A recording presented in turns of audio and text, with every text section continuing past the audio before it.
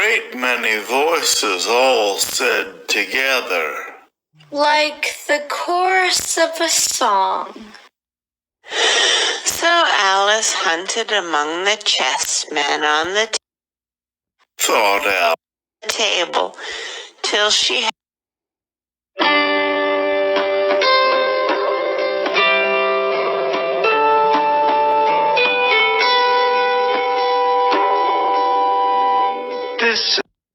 Thought Alice. Don't keep him waiting, child.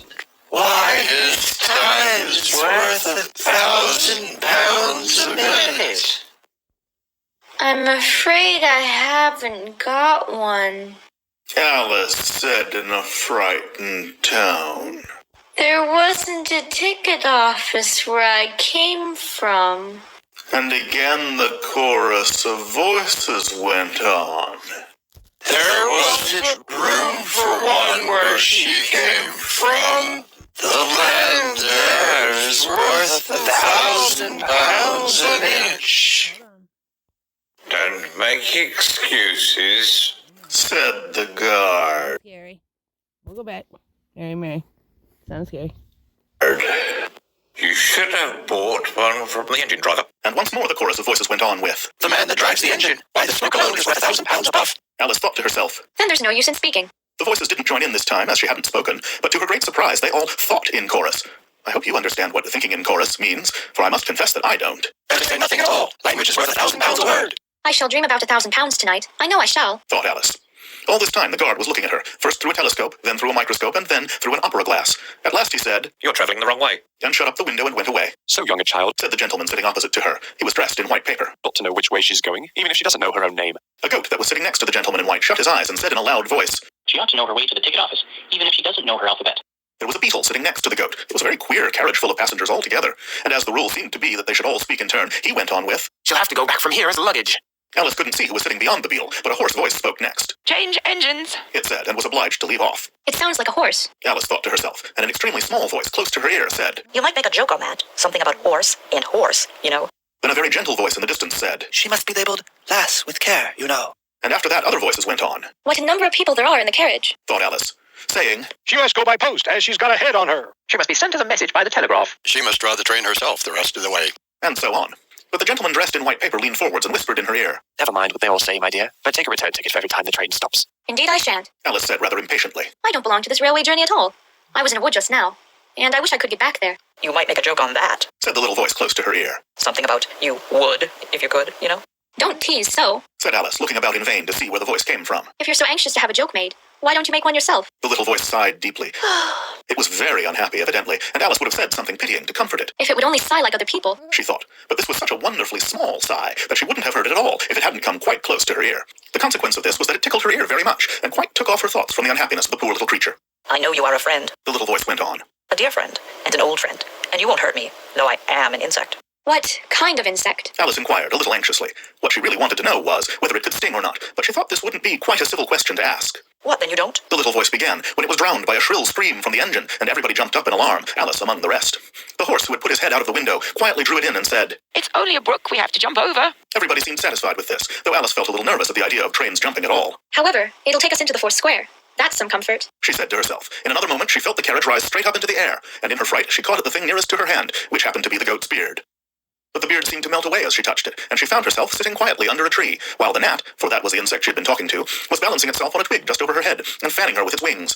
It certainly was a very large gnat, About the size of a chicken. Alice thought. Still, she couldn't feel nervous with it after they had been talking together so long. Then you don't like all insects? Bzz. The gnat went on, as quietly as if nothing had happened. I like them when they can talk. Alice said. None of them ever talk, where I come from. What sort of insects do you rejoice in where you come from? Bzz. The gnat inquired. I don't rejoice in insects at all, Alice explained. because I'm rather afraid of them. At least the large kinds. But I can tell you the names of some of them. Of course they answer to their names. Bzz, bzz. The gnat remarked carelessly. I never knew them do it. What's the use of their having names The gnat said. if they won't answer to them? Bzz. No use to them. Said Alice. But it's useful to the people who name them, I suppose. If not, why do things have names at all? I can't say. The gnat replied. Further on in the wood down there, they've got no names. However, go on with your list of insects. You're wasting time. Bzz. Well, there's the horsefly. Alice began counting off the names on her fingers. All right. Said the gnat. Halfway up that bush, you'll see a rocking horsefly if you look. It's made entirely of wood and gets about by swinging itself from branch to branch. Bzz. What does it live on? Alice asked with great curiosity. Sap and sawdust. Said the gnat. Go on with the list. Bzz. Alice looked up at the rocking horse fly with great interest and made up her mind that it must have been just repainted. It looked so bright and sticky. And then she went on. And there's the dragonfly. Look on the branch above your head, Said the gnat. and there you'll find a snap dragonfly. Its body is made of plum pudding, its wings of holly leaves, and its head is a raisin burning and brandy. Bzz, bzz. And what does it live on? Frumenty and mince pie, The gnat replied. and it makes its nest in a Christmas box. Bzz, bzz. And then there's the butterfly. Alice went on after she had taken a good look at the insect with its head on fire and had thought to herself. I wonder if that's the reason insects are so fond of flying into candles, because they want to turn into snapdragonflies. Crawling at your feet, Said the gnat. Alice drew her feet back in some alarm. you may observe a bread and butterfly. Its wings are thin slices of bread and butter, its body is a crust, and its head is a lump of sugar. Bzz. And what does it live on? Weak tea with cream in it. Bzz.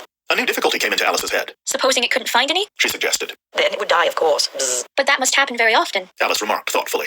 It always happens. Bzz. Said the gnat. After this, Alice was silent for a minute or two, pondering. The gnat amused itself meanwhile by humming round and round her head. At last it settled again and remarked. I suppose you don't want to lose your name. Bzz, bzz. No, indeed. Alice said, a little anxiously. And yet I don't know. The gnat went on in a careless tone. Only think how convenient it would be if you could manage to go home without it. For instance, if the governess wanted to call you to your lessons, she would call out, "Come here!" And there she would have to leave off because there wouldn't be any name for her to call. And of course you wouldn't have to go, you know. Bzz, bzz. That would never do, I'm sure. Said Alice. The governess would never think of excusing me lessons for that.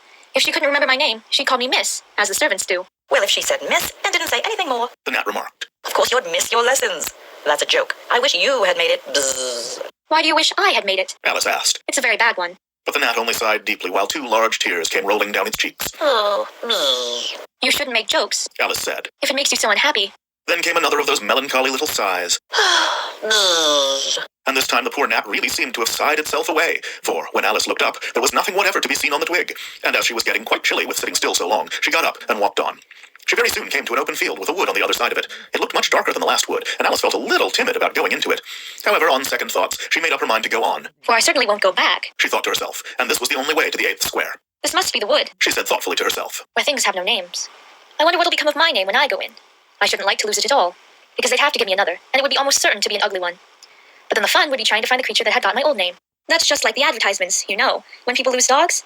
Answers to the name of Dash, had on a brass collar. Just fancy calling everything you met Alice, till one of them answered. Only they wouldn't answer at all, if they were wise. She was rambling on in this way when she reached the wood. It looked very cool and shady. Well, at any rate, it's a great comfort. She said as she stepped under the trees. After being so hot, to get into the... Into what? She went on, rather surprised at not being able to think of the word, I mean, to get under this, you know. putting her hand on the trunk of the tree. What does it call itself? I wonder. I do believe it's got no name. Why, to be sure it hasn't.